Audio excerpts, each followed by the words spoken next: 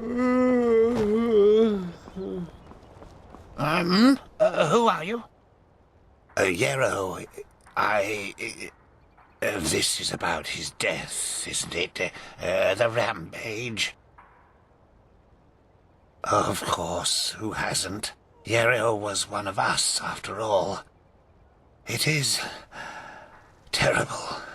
Simply terrible. You want to hear an old man's opinion, though? I always expected that something like this would happen. Malthus, forgive me for talking about a keeper like that, but it's the truth. Hard to explain, really. Come on, let's find somewhere to sit. It'll be easier to talk that way.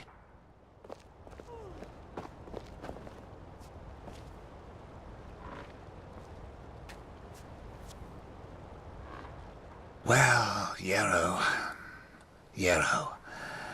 that's quite...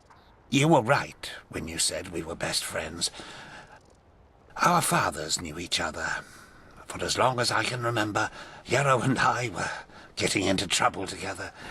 At least, until his mother died. No. Bandits killed her in broad daylight on Penny Road. Today these incidents are common, but not back then. The road was considered safe. Very safe. She was on her way to Ark, accompanied by 3 other women, and they were set upon at the pass. None of them survived. Yarrow was shattered. I think the worst part was how his father went downhill after his wife's death. The fishery decayed, and the poor guy filled his days with boozing and sleeping. It changed Yarrow forever. Well, that's a good question. On the one hand, he became a man, despite his tender age.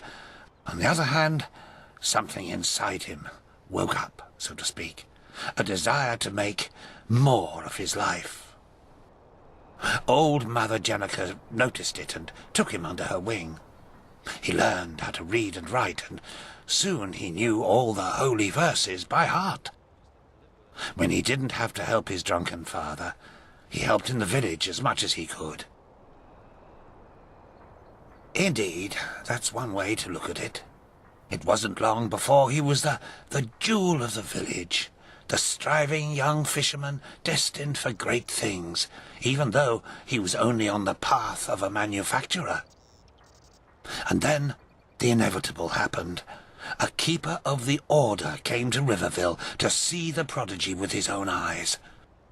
And behold, in addition to Yarrow's ingenuity, he also had a slumbering, magical talent.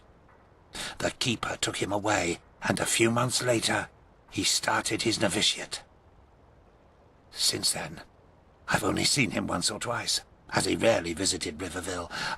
I don't think he ever noticed how much that hurt me.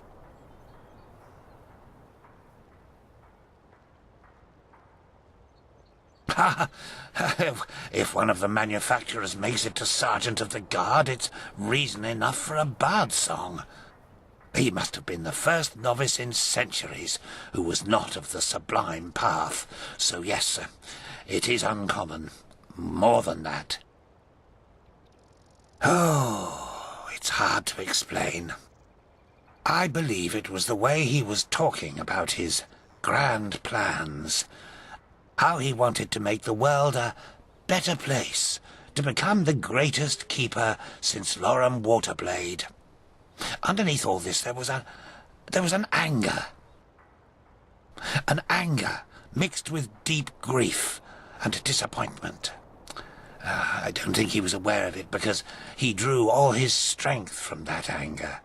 The strength to do all this, to learn and to work day and night, but it frightened me, like the Blue Death. It slumbers inside the pathless mage who believes he can master magic without the Order's help. At first, it grants power, but then, one day, it bursts out in an unholy wave of destruction, turning him into one of the monsters in the old songs.